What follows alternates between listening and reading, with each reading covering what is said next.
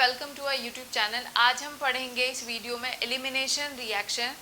पहले के वीडियो में हम लोगों ने क्या पढ़ लिया है, कायरल मॉलिक्यूल कैसे पहचानते हैं, ऑप्टिकल एक्टिविटी कैसे पहचानी जाती है, ये सब चीज़ों के बारे में हमने पढ़ा।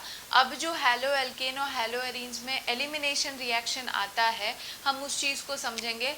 So let's start a video. अब जो एलिमिनेशन रिएक्शन है वो बेसिकली हमें जो इस वीडियो में पढ़ना है वो दो ही पढ़ना है, E1 रिएक्शन और E2 रिएक्शन। इस वीडियो में मैं E1 रिएक्शन पढ़ाऊंगी और अगले वीडियो में E2 रिएक्शन पढ़ाऊंगी। तो जो E1 रिएक्शन होता है वो क्या होता है, वो वीक बेस के प्रेजेंस में होता है, और E2 रिएक्शन क्या होता है, स्ट्रॉन्ग बेस के प्रेजेंस में होता है। और जितने भी एलिमिनेशन रिएक्शंस होते हैं वो जनरली हाई टेम्परेचर पे फेवरेबल होते हैं। मतलब ये क्या होता है, हाई टेम्परेचर पे होते हैं। ये सब बातें कि क्यों हाई टेम्परेचर, क्यों वीक बेस, स्ट्रॉन्ग बेस, ये सब चीज़ें हम अभी समझेंगे। क्यों हम एलिमिनेशन रिएक्शन को E1 रिएक्शन, E2 रिएक्शन अलग अलग नाम दिया हमने, हम इन सब बातों को अभी समझेंगे। लेकिन सबसे पहले हम एक एग्जाम्पल से पहले इस एलिमिनेशन E1 रिएक्शन का मैकेनिज्म देखते हैं, उसके बाद हम एक एक पॉइंट्स को उस एग्जाम्पल के थ्रू समझेंगे। स्टार्ट करते हैं अपना एग्जाम्पल। तो सबसे पहले ये चीज़ है, जो एलिमिनेशन रिएक्शन होता है वो बहुत सारे कंपाउंड्स में होते हैं, जैसे वो एल्काइल हैलाइड्स में भी होता है, अल्कोहल में भी होता है। लेकिन हम इस चैप्टर में एलिमिनेशन रिएक्शन किसका पढ़ेंगे, एल्काइल हैलाइड का पहले। तो सबसे पहले हम क्या लेते हैं, एग्जाम्पल में एक एल्काइल हैलाइड लेते हैं, और एल्काइल हैलाइड हम कौन सा ले रहे हैं, टर्ट ब्यूटाइल क्लोराइड। अब जब हम ये टर्ट ब्यूटाइल क्लोराइड ले रहे हैं तो यहाँ पे सबसे पहला स्टेप यहाँ पे क्या होता है, breaking of carbon halogen bond. तो यहाँ पे कार्बन हैलोजन बॉन्ड जब टूटता है तो क्या बनता है, कार्बोकेटाइन। तो यहाँ पे ये क्या बन गया, carbocation plus Cl minus as a leaving group निकल गया है। तो यहाँ पे बिकॉज कार्बोकेटाइन का फॉर्मेशन हो रहा है, और जब हमने SN1 पढ़ा था तो हमने ये देखा कि जो भी कार्बोकेटाइन फॉर्मेशन होता है वो स्लो प्रोसेस होता है। तो इसका मतलब यहाँ पे भी कार्बोकेटाइन के फॉर्मेशन की वजह से ये स्टेप क्या होता है, स्लो होता है। और अगर कोई एक रिएक्शन मल्टीपल स्टेप्स में होता है या दो से ज़्यादा स्टेप्स में हो रहे हैं, तो जनरली जो उसका स्लो स्टेप होता है वो उसका क्या होता है, RDS होता है। RDS मतलब रेट डिटरमाइनिंग स्टेप। इसका मतलब क्या होता है, रेट डिटरमाइनिंग स्टेप। मतलब ये है कि जो ओवरऑल रिएक्शन का रेट है वो इस स्टेप में कोई चेंजेस करेंगे तो ही उसके रेट में कोई चेंज दिखेगा। बाकी दूसरे स्टेप में हम कुछ भी कर रहे हैं, किसी का भी कंसंट्रेशन बदल रहे हैं, उससे इस रिएक्शन के रेट को कोई फर्क नहीं पड़ेगा। अब तो स्टेप 1 क्या हो गया, इसका RDS हो गया। सेकेंड स्टेप क्या होता है, जो भी हम वीक बेस लेते हैं, मैंने बताया ना कि जो हम E1 रिएक्शन यहाँ पे पढ़ रहे हैं वो जनरली किसके प्रेजेंस में होता है, वीक बेस के प्रेजेंस में होता है। तो वीक बेस हम कौन कौन सा ले सकते हैं, कोई भी ले लो, जैसे कि मीथेनॉल ले लो, CH3OH, C2H5 इथेनॉल ले लो, या फिर वाटर ले सकते हैं। ये सब हमारे क्या हो गए, वीक बेस हो गए। तो ये हमने वीक बेस ले लिया है। अब अगर मान लो कि हम क्या ले रहे हैं, CH3OH मीथेनॉल, तो यहाँ पे ये हमारा क्या है, वीक बेस है। अब ये क्या करेगा, जब इस कार्बन पे पॉजिटिव चार्ज है तो अगर इसके पास हाइड्रोजन होता तो इसी का हाइड्रोजन इसकी डेफिशिएंसी पूरी कर देता, इसको अपना इलेक्ट्रॉन दे के बाहर H+ के फॉर्म में निकल जाता। लेकिन क्योंकि इस कार्बन के पास कोई हाइड्रोजन नहीं है तो इसके बगल वाले कार्बन इसकी सहायता करेंगे। मतलब ये है कि जो इसके बगल वाले कार्बन्स है उनके हाइड्रोजन अपना इलेक्ट्रॉन दे के मीडियम में H+ के फॉर्म में रिलीज हो सकते हैं। तो यहाँ पे मान लो मैं ये वाला हाइड्रोजन लेती हूँ, CH3 को मैंने कुछ ऐसे लिख दिया। तो यहाँ पे होगा क्या कि ये जो हाइड्रोजन के इलेक्ट्रॉन्स है वो ये यहाँ पे दे देगा, और खुद मीडियम में जब H+ के फॉर्म में लिबरेट होगा तो ऑक्सीजन उसे क्या करेगा, अपना इलेक्ट्रॉन दे के अपने साथ जोड़ लेगा। तो यहाँ पे क्या हो गया, जब ये अपना इलेक्ट्रॉन यहाँ पे देगा तो यहाँ पे क्या हो जाएगा, डबल बॉन्ड का फॉर्मेशन होगा। तो यहाँ पे बनेगा क्या, CH3 double bond CH2 plus साथ में क्या बन गया, CH3OH और ऑक्सीजन के ऊपर प्लस चार्ज। तो इसका मतलब हमने क्या समझा कि जब भी किसी एल्काइल हैलाइड का एलिमिनेशन रिएक्शन होगा तो वो क्या बनाता है, एल्केन से एल्कीन में कन्वर्ट हो रहा है, मतलब सैचुरेटेड से अनसैचुरेटेड हो रहा है। तो इसका मतलब एल्काइल हैलाइड का अल्काइल हैलाइड का जब भी हम एलिमिनेशन रिएक्शन करते हैं ना तो प्रोडक्ट हमें क्या मिलता है, एल्कीन। ये बात याद रख लो, और ये एनसीईआरटी में लिखी भी है कि कोई भी अल्काइल हैलाइड जब हम उसे क्या कर रहे हैं, अल्कोहलिक KOH के साथ ट्रीट करते हैं तो क्या बनता है, एल्कीन एज अ प्रोडक्ट मिलता है। ये चीज़ एनसीईआरटी में लिखा गया है। ये है इस इवन रिएक्शन का एक एग्जांपल लेके मैंने मैकेनिज्म समझाया है। तो अब हम इसका एक एक पॉइंट समझेंगे कि यहाँ पे हो क्या रहा है। हमने एक चीज समझ लिया कि कभी भी अल्काइल हैलाइड का एलिमिनेशन होगा तो क्या बनेगा, एल्कीन एज अ प्रोडक्ट। अब यहाँ पे एक बात समझो, जिस कार्बन से हैलोजन लगा होता है उसे हम लोग क्या बोलते हैं, अल्फा कार्बन, ठीक है। और जो उसके बगल वाले कार्बन होते हैं वो क्या होते हैं, हमारे बीटा कार्बन। इसका मतलब ये है बीटा, ये है बीटा, ये है बीटा, ये क्या हो गए, बीटा कार्बन। तो एक बात हमें याद रखना है कि यहाँ पे जो लीविंग ग्रुप है, यहाँ पे लीविंग ग्रुप अल्काइल हैलाइड के केस में कौन होगा, हैलोजन ही तो होगा। तो जो लीविंग ग्रुप है कि यहाँ पे 2 एटम्स निकल रहे हैं, यहाँ पे एलिमिनेशन रिएक्शन में क्या होता है, 2 atoms are eliminated, 2 atoms eliminate हो रहे हैं। तो 2 एटम्स जो एलिमिनेट होते हैं उसमें हमेशा याद रखो कि जो लीविंग ग्रुप होता है वो अल्फा कार्बन से एलिमिनेट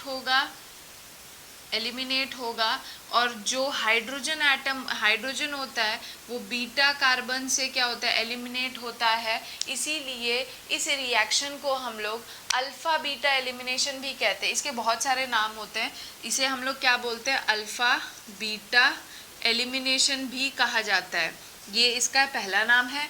दूसरा, इसे 1,2 एलिमिनेशन भी कहते हैं, तो इसे क्या बोलते हो कि 1,2 एलिमिनेशन। तीसरा इसका सबसे फेमस नाम है जो एनसीईआरटी में भी लिखा हुआ है, दैट इज बीटा एलिमिनेशन। इसे क्या बोल सकते हो, बीटा एलिमिनेशन। और एक और इसका नाम होता है, बिकॉज यहाँ पे एक हाइड्रोजन और एक हैलोजन हमेशा निकलेगा अल्काइल हैलाइड के केस में। यहाँ पे दिख रहा है ना हमें, यहाँ पे पहले हैलोजन निकलता है, फिर सेकेंड स्टेप में हाइड्रोजन निकलता है। तो ओवरऑल अगर हमें क्या करना है, अल्काइल हैलाइड का एलिमिनेशन रिएक्शन करना है, जैसे अगर मैंने क्या किया यहाँ पे, अगर हम कोई अल्काइल हैलाइड ले ले और उसे हम किसी भी वीक बेस के साथ अगर रिएक्ट करें तो यहाँ पे क्या होगा, 2 एटम निकलेगा। 2 एटम कौन कौन निकलेगा, हैलोजन निकलेगा, एक हाइड्रोजन निकलेगा। तो इसका मतलब -HX कर दो, 2 एटम निकलने की वजह से यहाँ पे एल्कीन बन जाता है। और बिकॉज यहाँ पे HX दैट इज हाइड्रोजन और हैलोजन दोनों का एलिमिनेशन हो रहा है, इसीलिए इसे डीहाइड्रो हैलोजनेशन भी कहते हैं। मतलब -HX के निकलने के वजह से इसका नाम क्या होता है, डीहाइड्रो हैलोजिनेशन, ये होता है इसका नाम। ये सारे बेसिक पॉइंट थे। अब हम दूसरा पॉइंट ये समझेंगे कि जो ये रिएक्शन का रेट होता है, अभी मैंने बताया कि बिकॉज इसका स्लोएस्ट स्टेप क्या है, रेट डिटरमाइनिंग स्टेप क्या होता है, स्टेप 1 होता है। और स्टेप 1 में हमें दिख रहा है सिर्फ और सिर्फ कौन इन्वॉल्व है, सबस्ट्रेट ही तो इन्वॉल्व है, that is tert butyl chloride ही तो है। फर्स्ट स्टेप में बेस तो हमें कहीं भी नहीं दिख रहा है ना, बेस सेकेंड स्टेप में आ रहा है। तो इसीलिए इन रिएक्शंस का, ये जितने भी अल्काइल हैलाइड का जब इवन रिएक्शन होता है तो उसका जो रेट होता है वो सिर्फ और सिर्फ किस पे डिपेंड करता है, rate depends on the concentration of substrate.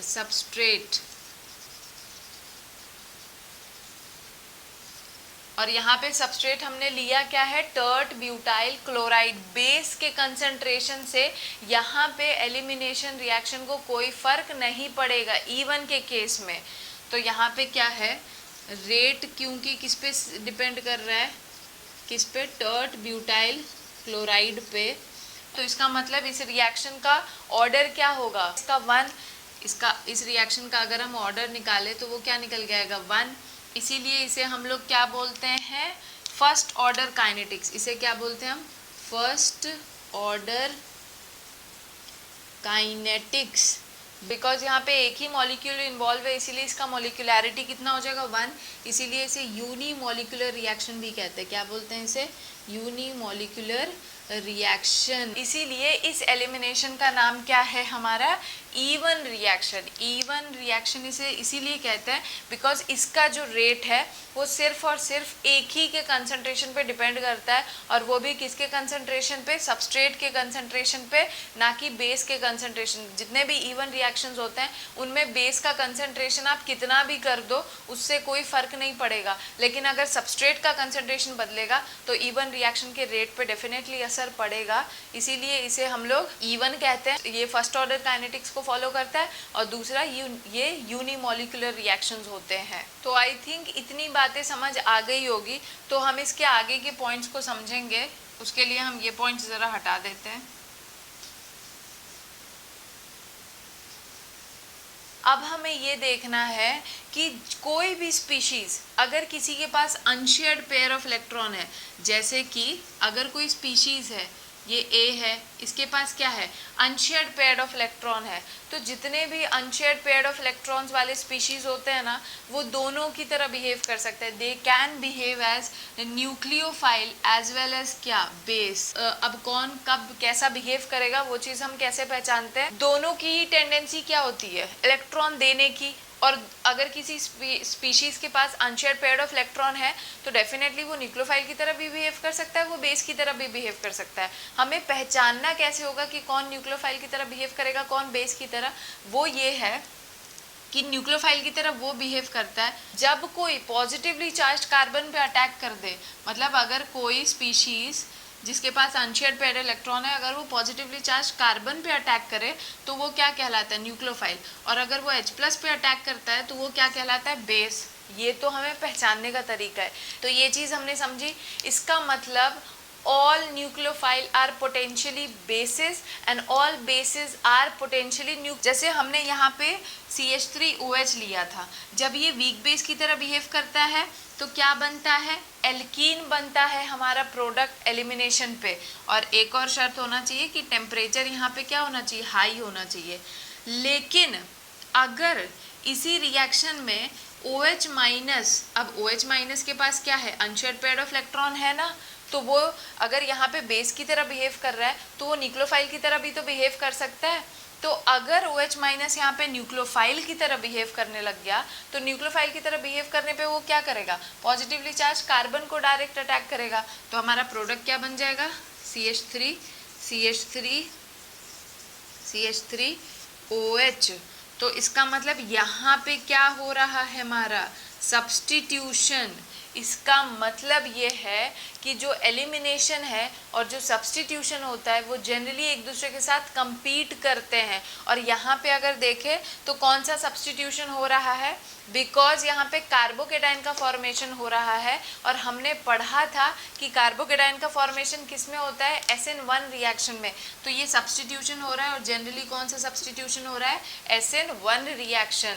एक बात और समझने की है कि अगर ये यहाँ पे न्यूक्लियोफाइल की तरह बिहेव कर रहा है तो एक चीज़ यहाँ पे और होनी चाहिए कि यहाँ पे टेम्परेचर लो रहता है। जितने भी सब्स्टिट्यूशन रिएक्शंस होते हैं वो लो टेम्परेचर पे होते हैं, और जो एलिमिनेशन रिएक्शंस होते हैं वो हाई टेम्परेचर पे होते हैं। अच्छा, तो अब बहुतों के मन में ये होगा कि कैसे हम पहचानेंगे कि कौन न्यूक्लियोफाइल बन जाएगा, कौन बेस बन जाएगा। दो चीज़ें हैं जो पहचानने में हेल्प करती है कि कोई स्पीशीज़ न्यूक्लियोफाइल की तरह बिहेव करेगा कि बेस की तरह। पहली चीज़ आपको पता होना चाहिए उसका किसी स्पीशीज़ के अंदर न्यूक्लियोफिलिक कैरेक्टर ज़्यादा होता है कि बेसिक कैरेक्टर ज़्यादा है। और दूसरा जो फैक्टर है वो है टेम्परेचर।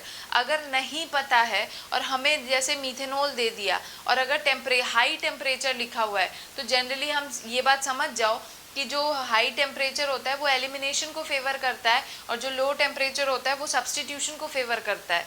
जैसे कि हम एग्जांपल में देख सकते हैं, जो वाटर होते हैं ना वो जनरली ज़्यादा न्यूक्लियोफाइल की तरह बिहेव करना ज़्यादा प्रेफर करते हैं। तो इसका मतलब अगर वो न्यूक्लियोफाइल की तरह बिहेव करना ज़्यादा प्रेफर करेंगे तो न्यूक्लियोफाइल की तरह अगर बिहेव कर रहे तो कौन सा रिएक्शन को वो प्रमोट करेंगे, वो सब्स्टिट्यूशन को प्रमोट करेंगे एज कंपैरिजन टू एलिमिनेशन।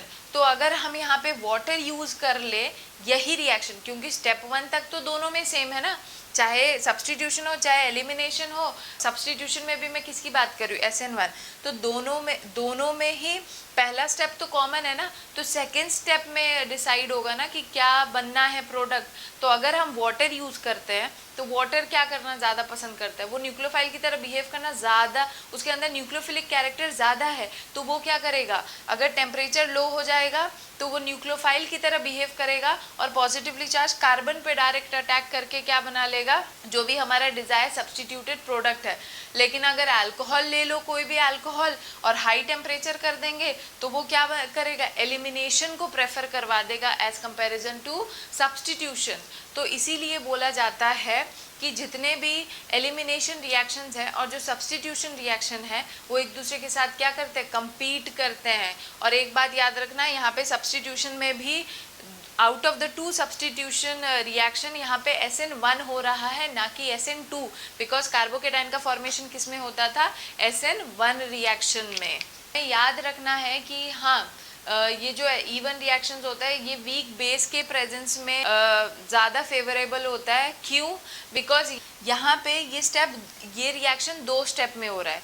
तो अगर हम स्ट्रॉन्ग बेस ले लेंगे तो स्ट्रॉन्ग बेस क्या करता है, जैसे ही ये हैलोजन निकला वैसे ही वो रिएक्ट कर जाता है। मतलब स्ट्रॉन्ग बेस इतना इंतज़ार नहीं करता है कि कोई एक निकले तो वो अपना एक्शन दिखाए, लेकिन जो वीक बेस होता है वो क्या करता है, पहले जब हैलोजन निकलता है तब वो क्या करता है, हाइड्रोजन पे अटैक करता है। तो वीक बेस जो है, बिकॉज ये 2 स्टेप प्रोसेस है, यहाँ पे पहले हैलोजन टूटेगा तब ये प्रोटॉन निकलता है, इसीलिए वीक बेस ज़्यादा प्रेफर्ड होगा as comparison to strong base. ये था एक कंडीशन की इवन रिएक्शन इसलिए वीक बेस के प्रेजेंस में ज़्यादा फेवरेबल होते हैं। तो ये था। दूसरा हमने क्या समझा कि इसको अल्फा बीटा एलिमिनेशन 1,2 एलिमिनेशन या बीटा एलिमिनेशन भी कहते हैं। तीसरी चीज़ हमने समझी कि जो इसका रेट है वो सिर्फ और सिर्फ सबस्ट्रेट के कंसंट्रेशन पे डिपेंड करेगा, बेस के कंसंट्रेशन से इवन रिएक्शन को कोई फ़र्क नहीं पड़ता है। और तीसरा चीज़ मैंने ये बताया कि यहाँ पे दोनों रिएक्शन जो एलिमिनेशन और सब्स्टिट्यूशन है एक दूसरे के साथ क्या करते हैं, compete करते हैं। हमें यहाँ पे देखना है कि रिएक्टिविटी क्या है, रिएक्टिविटी ऑर्डर क्या है। अब हम यहाँ पे क्या चीज़ यूज़ कर रहे हैं, 2 चीज़ें यूज़ कर रहे हैं, एक अल्काइल हैलाइड यूज़ कर रहे हैं और एक बेस यूज़ कर रहे हैं। जैसा कि हमने देखा कि यहाँ पे बेस के कंसंट्रेशन से या बेस की चीज़ों से कोई फ़र्क नहीं पड़ेगा, सिर्फ वीक बेस यूज़ कर लो, बस इतना ही बहुत है। तो हम यहाँ पे किसका और रिएक्टिविटी ऑर्डर देखेंगे, अल्काइल हैलाइड का। तो यहाँ पे हमें क्या समझना है,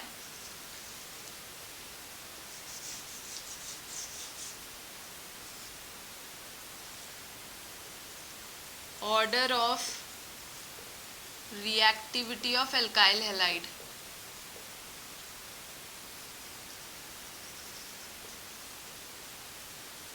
जो भी अल्काइल हैलाइड जितना स्टेबल कार्बोकेटाइन बनाएगा ना वो उतना ज़्यादा रिएक्टिव होगा। और जैसे कि हमें पता है कि जो 3 डिग्री कार्बोकेटाइन होता है वो मोस्ट स्टेबल होता है, तो 3 डिग्री कार्बोकेटाइन किससे बनेगा, 3 डिग्री अल्काइल हैलाइड से ना।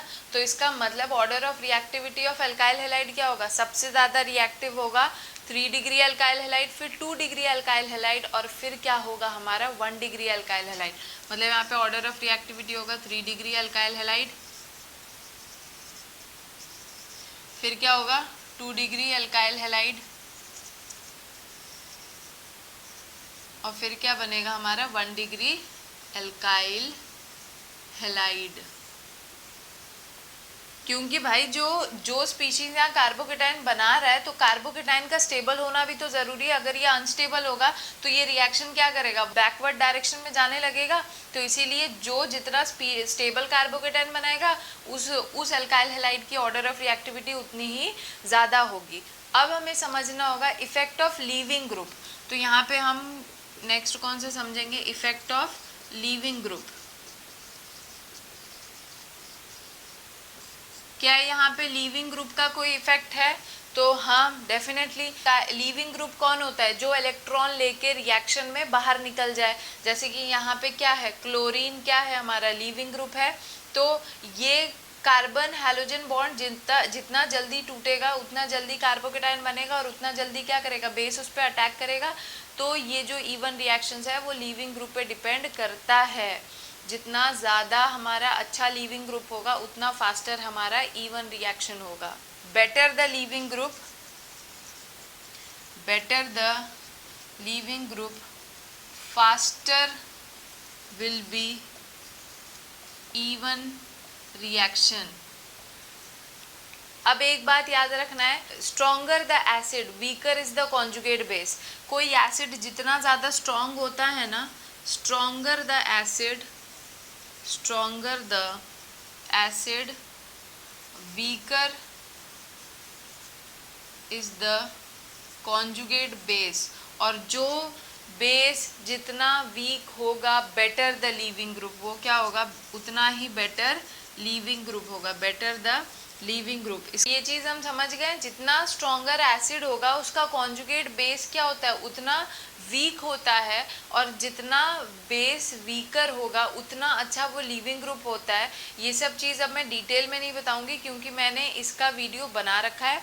तो इसका मतलब अगर हमें कंपैरिजन करने को बोले HF में, HF, HCl, HBr और HI में, तो हम जानते हैं कि सबसे अच्छा एसिड कौन होगा, HI सबसे अच्छा एसिड होगा, फिर HBr, फिर HCl और फिर क्या होगा, HF। तो इसका कॉन्जुगेट बेस क्या है हमारा, कॉन्जुगेट बेस क्या बनेगा, कॉन्जुगेट बेस कैसे बनता है, by the removal of hydrogen. तो इसका कॉन्जुगेट बेस क्या बन जाएगा, I माइनस, इसका Br माइनस, इसका Cl माइनस और इसका F माइनस। तो इसके कॉन्जुगेट बेस ये बने। तो इसका मतलब कॉन्जुगेट बेस सबसे वीकर किसका होगा, जो सबसे स्ट्रॉन्गेस्ट एसिड था उसका कॉन्जुगेट बेस सबसे वीकर बेस होता है। तो जो जितना वीकर बेस होता है ना वो उतना अच्छा लीविंग ग्रुप होता है। तो इसका मतलब ये है कि अगर CH3 whole thrice I, CH3 whole thrice Br, CH3 whole thrice Cl present हो तो सबसे ज़्यादा ऑर्डर ऑफ रिएक्टिविटी किसकी होगी, आयोडीन की, फिर ब्रोमीन की, फिर क्लोरीन की और फिर सबसे लास्ट में क्या होगा, फ्लोरीन का। यहाँ पे क्या हो जाएगा, फ्लोरीन। तो यहाँ पे इसका मतलब ये है कि अगर यहाँ पे टर्ट ब्यूटाइल आयोडाइड होता और अगर टर्ट ब्यूटाइल क्लोराइड होगा तो फास्टर रिएक्शन किस में होगा, टर्ट ब्यूटाइल आयोडाइड में, बिकॉज आयोडीन क्या होगा, वो ज़्यादा बेटर लीविंग ग्रुप होता है एज कंपेरिजन टू क्लोरीन। तो ये था इफेक्ट ऑफ लीविंग ग्रुप, ये था order of reactivity of alkyl halide. अब हम देखेंगे what is the effect of solvent on this E one reaction. जैसे हमने SN1 और SN2 में भी पढ़ा था कि सॉल्वेंट का इफेक्ट हर रिएक्शन पे होता है। तो हमें यहाँ पे देखना है कि कौन सा सॉल्वेंट इसके रेट को बढ़ाएगा। तो अब हमें क्या देखना है कि इफेक्ट ऑफ सॉल्वेंट क्या होता है इस इवन रिएक्शन पे। इफेक्ट ऑफ सॉल्वेंट,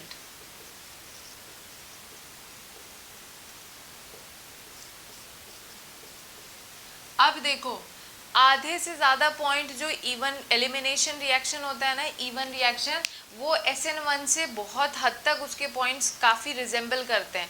जैसे कि अगर हम यहाँ पे पोलर प्रोटिक सॉल्वेंट ले ले, मतलब ये है कि अगर हम पोलर प्रोटिक सॉल्वेंट लेते हैं, पोलर प्रोटिक सॉल्वेंट, तो वो इवन रिएक्शन को क्या करते हैं,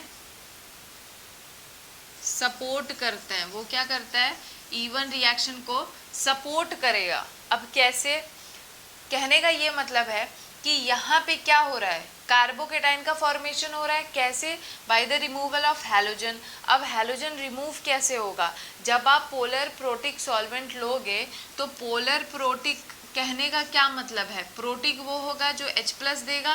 पोलर सॉल्वेंट में क्या होता है, जनरली डाइलेक्ट्रिक प्रेजेंट होता है, जिसका डाइलेक्ट्रिक कांस्टेंट जितना ज़्यादा होगा वो क्या करेगा, किसी के बीच का फोर्स ऑफ अट्रैक्शन उतना इजीली क्या करता है, ब्रेक कर देता है।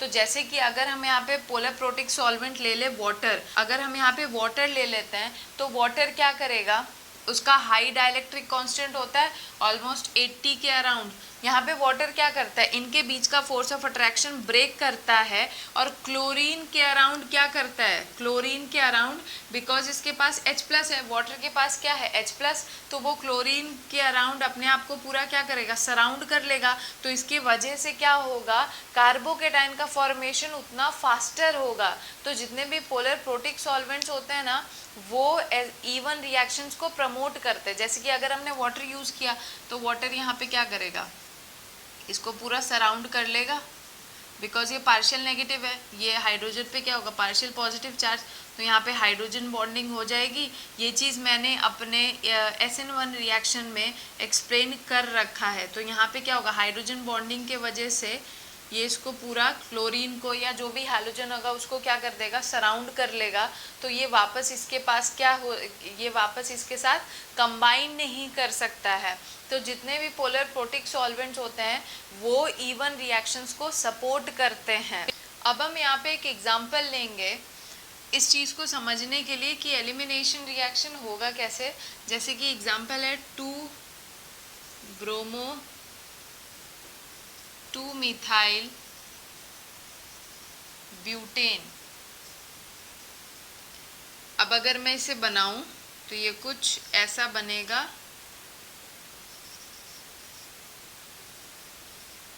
यहाँ पे सेकेंड पोजीशन पे ब्रोमीन और यहाँ पे भी एक मिथाइल ग्रुप है, बना देती हूँ मैं।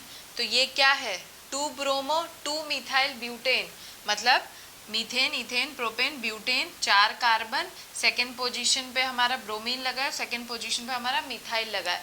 अब यहाँ पे ये बोला गया है कि मान लो ये एल्काइल हैलाइड है और यहाँ पे OH- बेस प्रेजेंट है और इसका हमें क्या करना है, प्रोडक्ट बनाना है। जैसे कि हमने पढ़ रखा है, अगर मैकेनिज्म नहीं भी याद करो तो भी प्रोडक्ट आराम से बन सकता है। एक हमें क्या करना है, हैलोजन निकालना है, जहाँ से हैलोजन निकला है वो हमारा अल्फा कार्बन होता है। ये क्या होता है, अल्फा कार्बन, और जो हाइड्रोजन निकलेगा ना वो बीटा कार्बन से निकलता है, कभी भी अल्फा कार्बन से नहीं निकालना है। तो इसका मतलब बीटा कार्बन कौन कौन सा होगा, बीटा कौन सा हुआ, ये हो गया हमारा बीटा कार्बन, इसके बगल वाला ये हो गया हमारा बीटा कार्बन, और ये भी क्या हो गया हमारा बीटा कार्बन। तो इसका मतलब यहाँ पे 3 हमारे पास ऑप्शंस है ना, कि हम यहाँ का हाइड्रोजन निकाल दे, इसका हाइड्रोजन निकाल दिया तो इसका हाइड्रोजन निकाल दे। तो इसका मतलब क्या क्या प्रोडक्ट बनेगा। अब मान लो हम यहाँ का निकाले, यहाँ का निकाले, बात तो सेम ही है, तो हम किसी एक को निकाल लेते हैं। मान लो मैं B1 और बीटा 2 कर देती हूँ। तो अगर मैं बीटा 1 से अगर हाइड्रोजन निकालूं और यहाँ से अगर ब्रोमीन निकालूं तो प्रोडक्ट कुछ ऐसा बनेगा। ये हो जाएगा CH2 और यहाँ पे मिथाइल, ये रहा हमारा मिथाइल। हाँ, ये हमारा क्या बन गया प्रोडक्ट, जब हम बीटा 1 का हाइड्रोजन निकाल रहे थे। अब दूसरा प्रोडक्ट, एक पॉसिबिलिटी क्या है, मैं यहाँ का हाइड्रोजन निकाल दूँ तो यहाँ का हाइड्रोजन निकलेगा, तो प्रोडक्ट कुछ ऐसा बनेगा, डबल बॉन्ड मिथाइल, यहाँ पे भी मिथाइल और यहाँ पे भी हमारा क्या है, मिथाइल। तो ये हो गया हमारा बीटा 2 के वजह से प्रोडक्ट, ठीक है। तो अब यहाँ पे एलिमिनेशन रिएक्शन को पढ़ते टाइम हमारे पास एक रूल आता है जिसे हम लोग क्या बोलते हैं, सिड्ज़ रूल। अब यहाँ पे देखो हमने क्या पढ़ा था कि इवन रिएक्शंस में क्या बनता है, कार्बोकेटाइन बनता है। कार्बोकेटाइन बनने का मतलब क्या हुआ, जितना स्टेबल कार्बोकेटाइन होगा, स्टेबल द कार्बोकेटाइन, जिस प्रोडक्ट में जहाँ पे हमारा कार्बोकेटाइन स्टेबल बन रहा होगा वही तो हमारा मेजर प्रोडक्ट होगा। Stable the carbocation, major will be the product, major will be the product. मतलब ये है कि इवन रिएक्शन में ना सारा खेल कार्बोकेटाइन का ही है। जहाँ पे हमारा कार्बोकेटाइन ज़्यादा स्टेबल होगा ना वो ही हमारा क्या हो जाएगा, मेजर प्रोडक्ट। और जनरली जो कार्बोकेटाइन की स्टेबिलिटी है वो हम दो चीज़ों से चेक कर सकते हैं, या तो हाइपर कॉन्जुगेशन लगा लो, और हाइपर कॉन्जुगेशन चेक करने के लिए क्या कर सकते हो, जिसके आसपास जितना ज़्यादा number of number of alpha hydrogen atom जितना ज़्यादा होगा वो हाइपर कॉन्जुगेशन से उतना स्टेबल होता है। या फिर दूसरा क्या लगा लो, इंडक्टिव इफेक्ट। इंडक्टिव इफेक्ट में भी सेम चीज़ है कि जितना ज़्यादा प्लस आई ग्रुप अगर रहेगा उतना स्टेबल क्या होगा, कार्बोकेटाइन होगा, उतना स्टेबल कार्बोकेटाइन होगा। तो कोई भी चीज़ से देख लो, तो यहाँ पे हमारा मेजर प्रोडक्ट क्या बनता है, यहाँ पे हमारा मेजर प्रोडक्ट ये होता है और माइनर प्रोडक्ट क्या होता है, ये बनता है। तो एनसीईआरटी में सेट्ज़ेफ रूल यही कहा गया है कि जो जितना ज़्यादा सब्स्टिट्यूटेड एल्कीन होता है वो ही हमारा क्या होता है, मेजर प्रोडक्ट होता है। क्या बोला है सेट्ज़ेफ रूल ने? सेट्ज़ेफ रूल ये कहता है कि मोर substituted the alkene, major will be that product, major will be the product।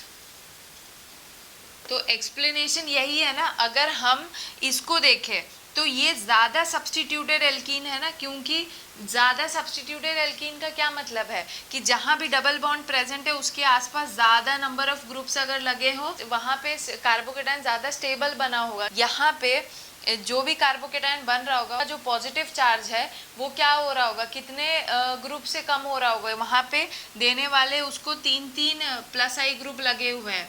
तो इसका मतलब इंडक्टिव इफेक्ट के सेंस में भी इसकी स्टेबिलिटी बढ़ रही है। और दूसरा हाइपर कॉन्जुगेशन के टर्म में अगर देखें तो सब्स्टिट्यूटेड जहाँ पे एल्कीन बना है उसके आसपास के कार्बन के पास देखो कितने अल्फा हाइड्रोजन है। यहाँ पे इस कार्बन, अगर किसी को कन्फ्यूजन है तो ये CH3 है, ये भी क्या है हमारा CH3 है, और ये भी हमारा क्या है CH3 है। तो इसका मतलब यहाँ पे कितने number of alpha hydrogen atom है, यहाँ पे 9 अल्फा हाइड्रोजन एटम है। और यहाँ पे कितने अल्फा हाइड्रोजन एटम है, कितने होंगे, सिर्फ इसके 3 और इसका 1, कितना हो जाएगा 4 अल्फा हाइड्रोजन। तो हाइपर कॉन्जुगेशन से ये, हाइपर कॉन्जुगेशन के वजह से ये वाला प्रोडक्ट ज़्यादा स्टेबल है। इसीलिए सेट्ज़ेफ रूल ये कहता है कि कहीं पे भी अगर 2 या 3 बीटा कार्बन प्रेजेंट है तो मेजर प्रोडक्ट हम उसको मानेंगे जो जितना ज़्यादा सब्स्टिट्यूटेड एल्कीन बना रहा है, क्योंकि जितना ज़्यादा सब्स्टिट्यूटेड एल्कीन होगा उतना ज़्यादा स्टेबल उसका कार्बोकेटाइन होगा। अब हम सबसे लास्ट पॉइंट समझेंगे, that is rearrangement in even reactions. तो अब हम क्या पढ़ेंगे, rearrangement in even reactions, that is ये सबसे लास्ट पॉइंट है, rearrangement in even reactions. Rearrangement जो होता है ना वो 3 तरीकों से होता है। दैट इज कौन कौन सा रीअरेंजमेंट होता है, एक होता है हाइड्राइड शिफ्ट, एक होता है मिथाइल शिफ्ट, और एक होता है फिनाइल शिफ्ट। ये 3 तरीकों से रीअरेंजमेंट होता है, और रीअरेंजमेंट सिर्फ और सिर्फ कार्बोकेटाइन में ही होता है। तो ये बात याद रखना है कि रीअरेंजमेंट, ये बात यहाँ याद रख लेना कि रीअरेंजमेंट किस में होता है, किस में होगा, सिर्फ कार्बोकेटाइन में, ना ही फ्री रेडिकल में होता है और ना ही कार्बोनाइन में होता है। तो रीअरेंजमेंट सिर्फ और सिर्फ किस में होगा, कार्बोकेटाइन। जहाँ पे भी कार्बोकेटाइन्स बन रहे होंगे ना जिन रिएक्शंस में, वहाँ पे अगर रीअरेंजमेंट की पॉसिबिलिटी है तो वहाँ डेफिनेटली होगी। और जो रीअरेंजमेंट होता है ना वो होता क्यों है, for the betterment, for the stability of carbocation, for stability of carbocation. जैसे कि क्या है, ये एग्जाम्पल से हम समझते हैं। एक मैंने एग्जाम्पल बनाया यहाँ पे, मिथाइल, मिथाइल, फिनाइल, मिथाइल, और यहाँ पे है ब्रोमीन, और ये रिएक्शन किसके प्रेजेंस में हो रहा है, CH3OH। मान लो ये वीक बेस है, मतलब ये वीक बेस है और टेम्परेचर यहाँ पे क्या है, हाई। ये तो कैसे हो जाएगा, चल गया है कि यहाँ पे होगा क्या, एलिमिनेशन रिएक्शन। और मान लो अगर ये यहाँ पे स्ट्रॉन्ग बेस ले लेते और लो टेम्परेचर लेते तो क्या होता है, सब्स्टिट्यूशन रिएक्शन। तो यहाँ पे सबसे पहला स्टेप क्या है, हैलाइड आयन निकलेगा, दैट इज ये ब्रोमीन यहाँ से अपना इलेक्ट्रॉन लेके निकलेगा, किसकी वजह से निकल रहा है? Polar protic solvent. यहाँ पे ये, अब यहाँ पे ये इलेक्ट्रॉन लेके निकल गया है। जब ये इलेक्ट्रॉन लेके निकलेगा तो कार्बोकेटाइन का जनरेशन होगा कहाँ पे? यहाँ पे। मतलब कि स्ट्रक्चर कुछ ऐसा बनेगा, मिथाइल, फिनाइल, मिथाइल, और ये रहा मिथाइल, और इस पे क्या हो जाएगा? प्लस चार्ज आ जाएगा। यहाँ पे क्या हो जाएगा? यहाँ पे क्या होगा? प्लस चार्ज आ गया। अब अगर हम देखें तो ये कौन सा कार्बोकेटाइन है? 1 डिग्री, 2 डिग्री, 3 डिग्री, कौन सा? तो यहाँ पे एक कार्बन का ग्रुप जुड़ा है, यहाँ पे एक कार्बन का ग्रुप जुड़ा है, इसीलिए ये कौन सा होगा? ये 2 डिग्री कार्बोकेटाइन है। ठीक है, हमें पता है 2 डिग्री कार्बोकेटाइन भी स्टेबल होता है, लेकिन अगर कभी भी कोई ऐसा पॉसिबिलिटी है कि वो अपने आप को सबसे स्टेबल फॉर्म में बदल ले, दैट इज, हमें पता है ना 2 डिग्री तो स्टेबल है, लेकिन 3 डिग्री उससे ज़्यादा स्टेबल होता है, और जो बेंजाइलिक कार्बोकेटाइन होता है वो सबसे स्टेबल होता है। तो अगर पॉसिबिलिटी इसके पास होगी कि वो अपने आप को किस में बदल ले, 2 डिग्री से 3 डिग्री में अगर बदलना चाहे तो वो बदल सकता है ना। तो इसीलिए यहाँ पे क्या होगा? रीअरेंजमेंट। मतलब कुछ बच्चे क्या करेंगे? डायरेक्ट यहाँ से प्रोडक्ट बना लेंगे। अब प्रोडक्ट वो कैसे बना सकते हैं वो देखेंगे। ये अल्फा कार्बन है, इसके बगल बगल वाले क्या हो गए? Beta carbon. मतलब ये हो गया बीटा कार्बन, और क्या हो गया? ये हो गया बीटा कार्बन। लेकिन इस बीटा कार्बन के पास कोई हाइड्रोजन नहीं है, तो यही से प्रोडक्ट बनेगा। तो कुछ बच्चों का प्रोडक्ट कैसा बन जाएगा? कुछ का प्रोडक्ट ये बनेगा मेजर, फिनाइल, मिथाइल, मिथाइल, और ये बन जाएगा उनका मेजर प्रोडक्ट। लेकिन ये गलत हो जाएगा, ये चीज़ बनेगी नहीं, क्योंकि यहाँ पे रीअरेंजमेंट कार्बोकेटाइन कर सकता है। अब रीअरेंजमेंट किसका होगा? हाइड्राइड का होगा कि मिथाइल का होगा कि फिनाइल का होगा? जो शिफ्टिंग यहाँ हो रही है वो तो मैं अभी एक्सप्लेन कर दे रही हूँ, लेकिन जो बाकी शिफ्टिंग है वो उसके लिए मैं एक अलग सा वीडियो बनाऊंगी। तो यहाँ पे कौन सा शिफ्टिंग होगा? यहाँ पे क्या होता है? ये अपने आप को ज़्यादा स्टेबल फॉर्म में कन्वर्ट कर सकता है। मतलब ये 2 डिग्री से 3 डिग्री में कन्वर्ट हो सकता है। कैसे? अगर ये मिथाइल ग्रुप या अपना इलेक्ट्रॉन लेके निकले तो यहाँ पे क्या होगा? CH3 माइनस हो जाएगा। मतलब ये क्या हो जाएगा? ये कैसे? CH3 minus. यह जब अपना इलेक्ट्रॉन इससे ले लेगा तो ये क्या हो जाएगा? CH3 minus. तो हमारे पास कुछ स्ट्रक्चर ऐसा बनेगा। अब जब ये CH3 माइनस होगा तो ये माइनस है, तो ये पॉजिटिवली चार्ज वाले के पास अट्रैक्शन फील करने लगेगा, तो स्ट्रक्चर कुछ ऐसा बनेगा, फिनाइल, मिथाइल। यहाँ पे क्या होगा? धीरे धीरे इसका बॉन्ड टूट रहा है CH3 माइनस का, और यहाँ पे धीरे धीरे इस वाले कार्बन के साथ इसका धीरे धीरे बॉन्ड फॉर्मेशन स्टार्ट हो जाता है। ये कुछ इसका ट्रांजिशन स्टेट है, ये इसका कुछ ट्रांजिशन स्टेट है जब ये यहाँ पे शिफ्टिंग कर रहा है। तो जब ये यहाँ चला जाएगा तो स्ट्रक्चर कुछ कैसा बन जाएगा? अब कैसा बनेगा? फिनाइल, मिथाइल, ये ऊपर वाला, और यहाँ पे अब प्लस चार्ज आ जाएगा, क्योंकि इस वाले यहाँ वाले के साथ तो अब क्या हो गया? हमारा मिथाइल जुड़ गया, और ये इसका पुराना मिथाइल। तो अब अगर हम इसे देखें तो ये कौन सा कार्बोकेटाइन है? ये 1, 2, 3 ग्रुप जुड़े हुए हैं, तो ये कौन सा कार्बोकेटाइन होगा? ये 3 डिग्री कार्बोकेटाइन है। और हमें पता है कि 3 डिग्री कार्बोकेटाइन 2 डिग्री कार्बोकेटाइन से ज़्यादा स्टेबल होता है। तो जब यहाँ पे 3 डिग्री कार्बोकेटाइन बना है और वो ज़्यादा स्टेबल है, तो अब हम इससे प्रोडक्ट बनाएंगे। अब यहाँ पे हमारा क्या होगा? जो इसके बगल वाले कार्बन है वो अपना हाइड्रोजन देंगे, लेकिन वो भी हमें सेट्जेफ रूल ध्यान में रख के प्रोडक्ट बनाना है। हमें मोर सब्स्टिट्यूटेड एल्कीन को मेजर प्रोडक्ट बनाना है। तो यहाँ पे हम देखेंगे, अगर ये वाला कार्बन जो है इसके पास एक ग्रुप ये है, एक ग्रुप ये है, एक ग्रुप ये है, एक हाइड्रोजन भी तो बचा होगा। तो अगर वो हाइड्रोजन अपना इलेक्ट्रॉन यहाँ दे के निकल जाए तो यहाँ पे डबल बॉन्ड आ जाएगा, तो प्रोडक्ट कुछ ऐसा बनेगा। हमारा प्रोडक्ट ऐसा बन जाएगा, फिनाइल, मिथाइल, डबल बॉन्ड, ये क्या हो जाएगा? मिथाइल, और यहाँ पे भी मिथाइल। मतलब ये हो गया हमारा प्रोडक्ट, और ये हमारा क्या बनेगा? Major product. और ये सही होगा, और ये जो प्रोडक्ट हमने बनाया था ये हमारा गलत हो जाएगा, क्योंकि यहाँ पे पॉसिबिलिटीज़ हैं कि कार्बोकेटाइन अपने आप को 2 डिग्री से 3 डिग्री में बदल के तब प्रोडक्ट फॉर्मेशन कर सकता था। अगर यहाँ पे 1 डिग्री होता तो मे बी चांसेस है कि वो 1 डिग्री से अपने आप को किस में कन्वर्ट कर ले, 2 डिग्री में। तो ये होता है रीअरेंजमेंट इन कार्बो। और ये सारा पॉइंट था एलिमिनेशन रिएक्शन का। तो सेम वही चीज़ है। अगर आपको इस वीडियो से रिलेटेड कुछ डाउट है तो कमेंट सेक्शन में पूछ लो, और अगर वीडियो अच्छा लगे तो please like, share, comment and subscribe. Thank you.